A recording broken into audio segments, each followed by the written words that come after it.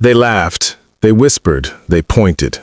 The courtroom, normally a place of order and reason, had transformed into a theater of cruelty. And at its center stood Emily, only 22, 8 months pregnant, and accused of a crime she didn't commit. The prosecutor smirked, exuding confidence. To him, this trial was already over.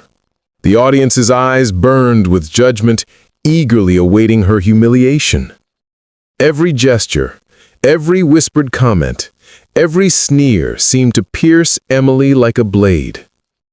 Her hands trembled as she clutched her belly, a small but powerful life inside her that had nothing to do with these accusations.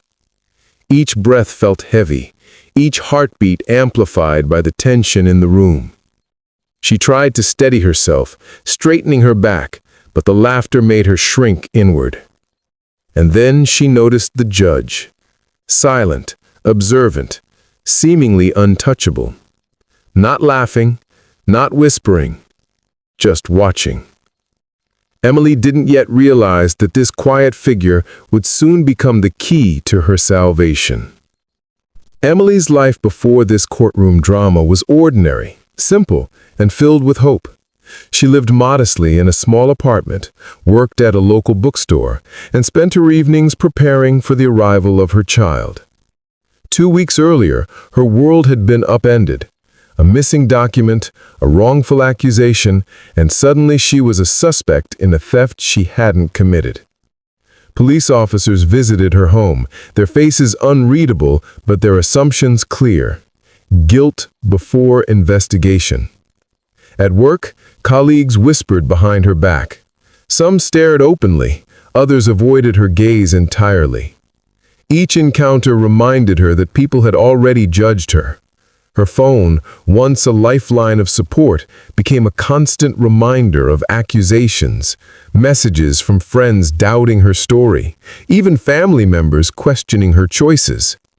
Now, facing the courtroom, Emily knew the stakes were higher than just clearing her name. She had to survive humiliation, maintain her dignity, and protect the life growing inside her. Each step toward the courtroom door felt heavier than the last. As the trial began, the prosecutor wasted no time. "You claim innocence," he sneered, gesturing broadly toward the audience, "but the evidence paints a very different picture." Emily tried to answer, her voice barely audible, but the room erupted with laughter. Every time she opened her mouth, the whispers, smirks, and chuckles grew louder. Even the officers assigned to the case seemed to enjoy the spectacle, shaking their heads and exchanging amused glances. For Emily, it wasn't just the accusations, it was the collective assumption of guilt. Her every word, her every gesture was dissected, ridiculed, and dismissed. For 20 minutes, she endured a public humiliation that seemed designed to crush her spirit. She wanted to scream, to demand justice, but the courtroom rules forbade it. Instead, she stayed silent, taking each blow as it came, waiting for a sign of hope. Any sign at all. The trial stretched on, and each passing moment intensified Emily's fear. The prosecutor became relentless, pushing harder, using every tactic to undermine her credibility. Every gesture, every word felt like a calculated attack. Emily felt cornered, powerless, isolated. The room, full of people ready to mock, offered no support. Yet in the midst of despair, she noticed the judge again, silent, deliberate, eyes fixed on her, absorbing every reaction, every nuance of the courtroom's chaos. Unbeknownst to Emily, the judge had already started piecing together a critical truth, a truth that would soon turn the trial on its head. Hours passed, sweat trickled down Emily's temple. She wondered, how could she possibly prove her innocence? How could she survive the ridicule? And then it happened. The judge stood.